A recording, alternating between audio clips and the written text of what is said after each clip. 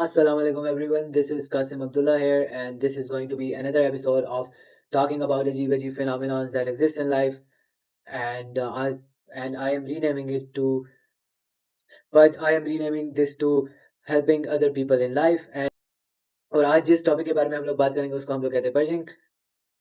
और पर्जिंग एक ऐसी चीज़ है जो हमारी सोसाइटी में हमारे इर्द गिर्द हर किसी में एग्जिस्ट करती है, पर किसी को पता ही नहीं है इसके बारे में। तो और लोग इससे अक्सर अफेक्टेड हैं, पर किसी को पता ही नहीं है इस चीज़ के बारे में। तो मैंने कहा कि मैं लोगों में अगर मैं इसके बारे में बताऊं तो लोगों का भला होगा और लोगों में अवेयरनेस होगी, और फिर आप लोग आगे भी औरों को बताएं, और इससे फिर हमारे मुल्क को फ़ायदा होगा, पाकिस्तान को फ़ायदा होगा।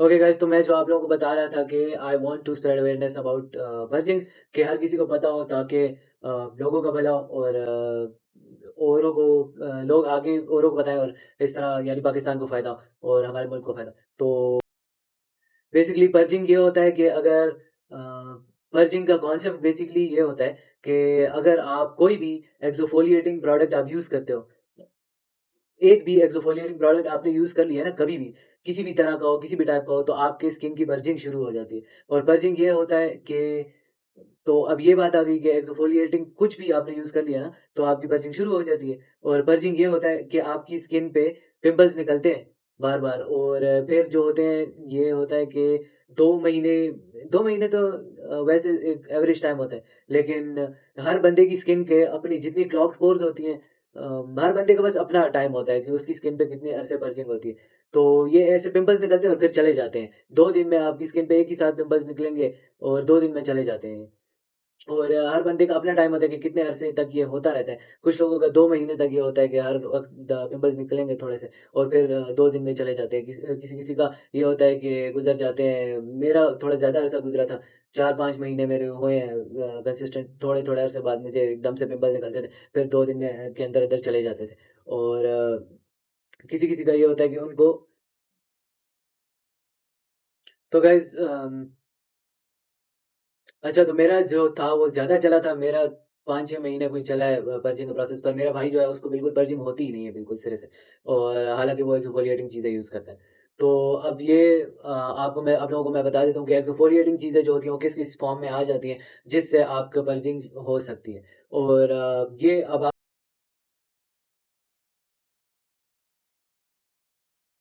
अब आपने बर्जिंग का कॉन्सेप्ट तो सुन लिया, तो आपको पता होना चाहिए कि अगर आपकी स्किन पे पिंपल्स निकलते हैं थोड़े दिन बाद, और हर 2 या आधे दिन में चले जाते हैं, 2 1 या आधे दिन में इस तरह चले जाते हैं, तो इसका ये मतलब है कि आप जो भी प्रोडक्ट यूज़ करते हो, आप उससे एलर्जिक नहीं हो, आप उससे आपकी स्किन ऑयली नहीं है, ओवरली ऑयली। मेरी भी ऑयली स्किन है, मेरी भी मैं भी ये सोचता, और मैं भी यही सोचता बैठा रहता था कि मेरी स्किन पे ये सूट नहीं करता, ये वो, पर ये बर्जिंग होती है। और आपकी स्किन ये भी नहीं है कि ओवरली वो है, ओवरली ऑयली है, या आपकी स्किन पे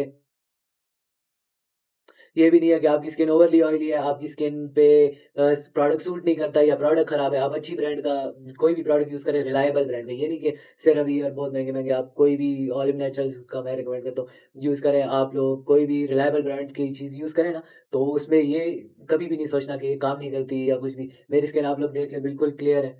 आई हैव मैंने अभी भी लगाई हुई है चीज़ें, और ये इट वर्क्स। और ये है कि आप लोग बस पर्जिंग का आपको पता होना चाहिए। आप ये नहीं सोचना आप लोगों ने कि मॉइस्चराइज़र कोई भी लगाया है या सनब्लॉक कोई भी लगाया है वो खराब है। आप लोगों की स्किन पर्ज कर रही है, पर्जिंग हुई हुई है। आपने कोई एक्सफोलिएटिंग चीज़ यूज़ की होगी, प्रोडक्ट यूज़ किया होगा, तो उससे आपकी स्किन जो होगी वो पर्जिंग में गई हुई होगी। और आप समझ रहे होंगे कि भाई मेरी स्किन पे प्रोडक्ट नहीं काम करता, ये ब्रांड खराब है, या फिर मेरे पैसे ज़ाया हो गए हैं, या मेरी स्किन खराब है, या मैं खुशबू से एलर्जिक हूँ। ये सब मैं इन चीज़ों से गया हूँ, गो थ्रू करके यहाँ पे पहुँचा हूँ इस पॉइंट पे। तो आप लोगों को पर्जिंग का पता हो, और अभी मैं आप लोगों को हर चीज़ बता देता हूँ कि कौन-कौन सी चीज़ें हैं जिनसे आप लोगों को पर्जिंग होती है। यानी आप लोग कौन-कौन सी चीज़ें हैं जिनसे आपकी पर्जिंग शुरू हो जाती है। मैं आप लोगों को अभी सारा अभी बता देता हूँ।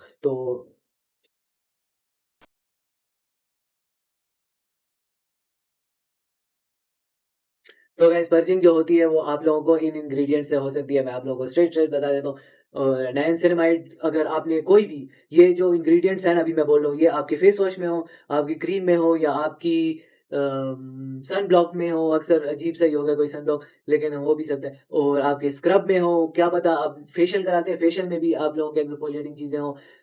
फेस का फिजिकल स्क्रब जो होता है, एएचए बीएचए जो होते हैं केमिकल वाले scrub, AHA BHA chemical exfoliants, mandelic acid, और दूसरा जो होता है salicylic acid, mandelic acid, alpha hydroxy acid, whatever it is. और आप बस ये ज़्यादा मैं बोल रहा हूँ, पर सैलिसिलिक एसिड या फिर मेंडेलिक एसिड या इस तरह कुछ भी लिखा हो ना किसी भी प्रोडक्ट के पीछे, आपकी क्रीम हो गई, आपका स्क्रब हो गया, आपका सीरम हो गई, आपकी टोनर हो गया, उसमें आपने एक भी ऐसी चीज़ आपने यूज़ कर ली जिसमें ये वाला एक भी इंग्रेडिएंट है जो मैंने बोला है, जो मैं भी अभी बोल रहा हूँ ना, तो आपकी एक्सफोलिएटिंग का प्रोसेस शुरू हो जाता है। किसी भी प्रोडक्ट में ये एक भी इंग्रेडिएंट हो, आपकी क्रीम में हो गया, आपके सीरम में हो गया, आपके टोनर में हो गया, आपके सनब्लॉक में हो गया, किसी भी चीज़ में एक भी इंग्रेडिएंट वाली चीज़ हुई ना, तो आपकी स्किन की एक्सफोलिएटिंग शुरू हो जाती है। नो मैटर कभी भी आपने एक बार भी यूज़ किया हो ना, तो आपकी एक्सफोलिएटिंग शुरू हुई हुई है। एक बार भी यूज़ किया हो। और तो अब मैं आप लोगों को बता दूँ, नियासिनामाइड है, और फिर सैलिसिलिक एसिड है, विटामिन सी से भी आपकी स्किन एक्सफोलिएट होती है, उससे भी आपकी बर्निंग शुरू हो जाती है। आपका फिर हो जाता है आपका स्क्रब, आपने कोई भी फिजिकल यूज़ किया, आपने रेटिनॉल एक बार भी यूज़ किया आपने, फिर आपने फेशियल, क्या पता फेशियल से भी होता हो, मुझे सही नहीं पता, पर होता ही होगा। अगर उसने कोई ऐसी चीज़ यूज़ की जिससे आपकी जिसमें एक्सफोलिएटिंग इंग्रेडिएंट हो, तो वो फिर आपका फेशियल से भी एक्सफोलिएटिंग हो शुरू हो गई, बर्निंग शुरू हो गई। और फेस वॉश में हो या गाइस, और यही और बस यही सारी चीज़ें जो मैंने जो जिनसे आपकी एक्सफोलिएटिंग होती है, niacinamide, salicylic acid, metallic acid, scrub, retinol, vitamin C, scrub, retinol, vitamin C, और फेशियल से भी, और बस ये exfoliating, chemical exfoliating, physical exfoliating, HA वाली सारी चीज़ों से अगर एक भी आपकी प्रोडक्ट में के पीछे ये इनमें से कोई भी इंग्रेडिएंट आपने यूज़ किया है, तो आपकी स्किन पर्च कर रही है। ये नहीं है कि आपकी स्किन एलर्जिक है, आपकी स्किन ओवरली ऑयली, आपकी स्किन पे कुछ सूट नहीं करता।